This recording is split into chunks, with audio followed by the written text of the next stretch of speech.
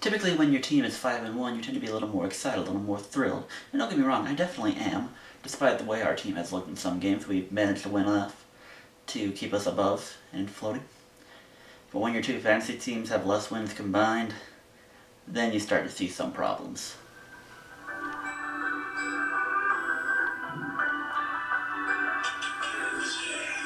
Hello everybody and welcome to the Week 7 of the 2020 NFL season and my prediction videos. I'm your host Cody P, known as the Blind Canadian Cat here on YouTube, Canadian Cat CP on Twitter, and Blind Canadian Cat on Instagram. Feel free to chat with me if you have any football opinions, real life opinions, or if you just want to insult me. Because unlike certain people out there, you have my permission to make fun of me. But just don't come back crying to me when I make fun of someone else and saying it's below me. We are all equals here. I don't care what your level of fame or popularity is. You and I are equals. But that is neither here nor there.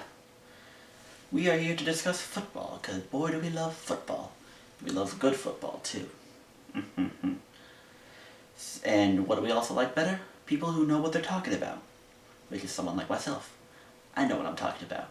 Based on these options from last week, straight up and against the spread, a good 9-5 in both. Worthy of pats on the back, pats on the shoulder. I can't reach my back. But you know what? Don't even worry about it. And then you see these Twitter over-unders, and we're going to pretend that they do not exist. Because betting on totals is a risky business. Because teams are bipolar, and football is bipolar. But I'm here to celebrate either way. And look, we're already done. Whoosh! And let's move on to the picks, shall we? Looking at these lovely listings, you're going to look at me and say, Cody, you are picking every betting favorite in these videos. And I'm like, and I'm going to go, yep, you are right. And I'm going to tell you I'm doing that angrily. In the sense of 2 or 3 of these, when they opened, or right around that Tuesday, they were viewed, we had some underdogs. Washington was an underdog. Tennessee was an underdog. I can't confirm or deny, but I think Detroit might have been favored at one point. Or at the very least, it was a very even line. And I even think at one point, San Fran was favored. So, clearly, lines move, and if only I had the time and energy to make these videos on a Tuesday. But I feel like that's a little unfair, because things can change between Monday night and Thursday morning. Granted, I'm making these videos as of the last couple of weeks at 1 or 2 in the morning. Today we're at 3 a.m. So, go me. And as you see, we're also upstairs. Now I've kind of officially moved up here, more or less. For how long? I don't know, because I might be moving again in another couple months. But we shall see about that. Patience is a virtue. But enough about my life.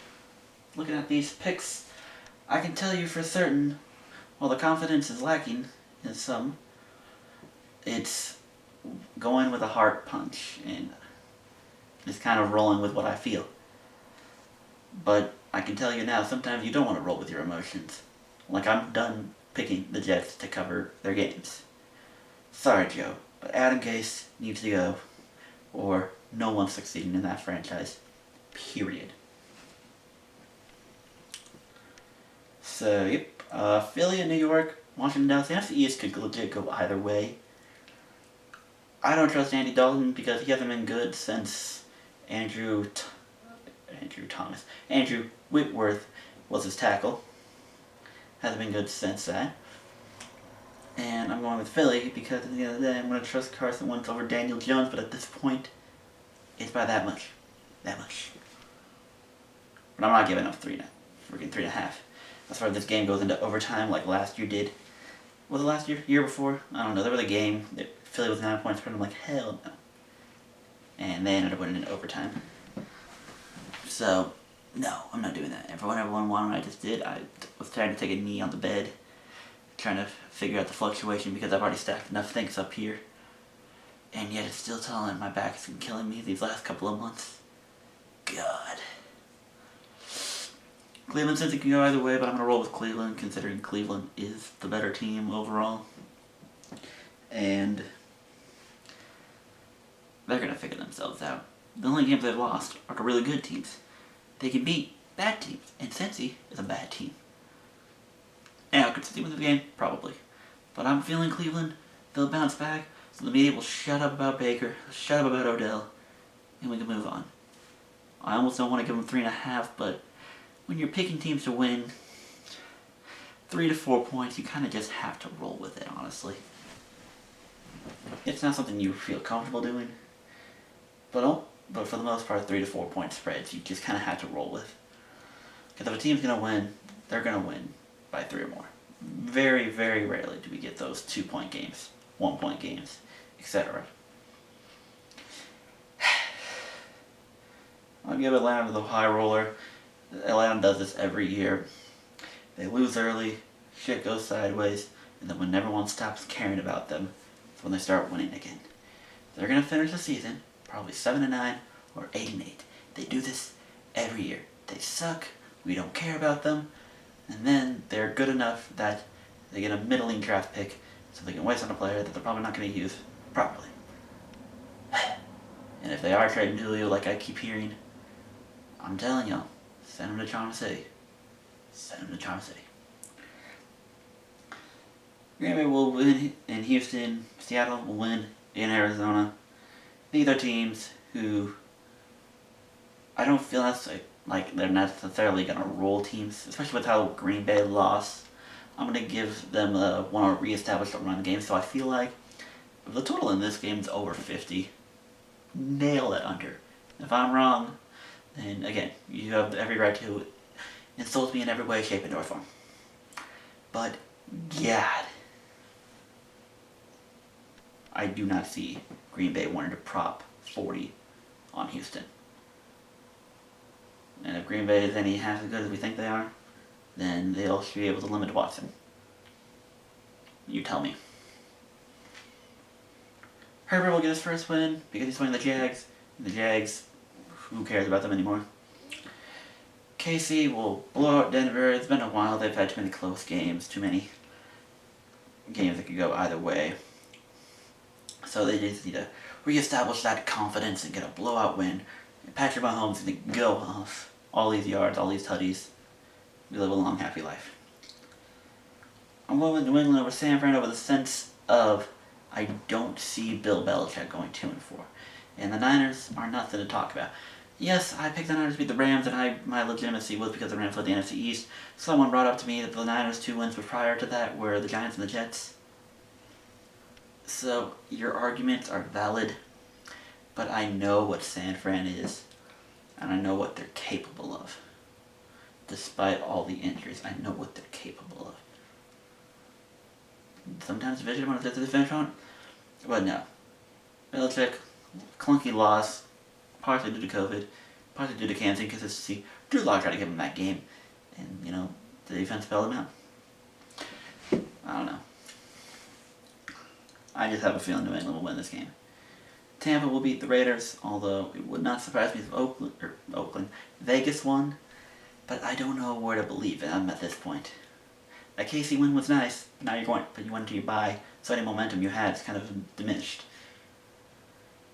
And then the Rams over the Bears, but I'll give the Bears +6, because these two teams, while their records are nice, their accomplishments are minimal. It is what it is. There you have it, folks. Those are going to be my picks.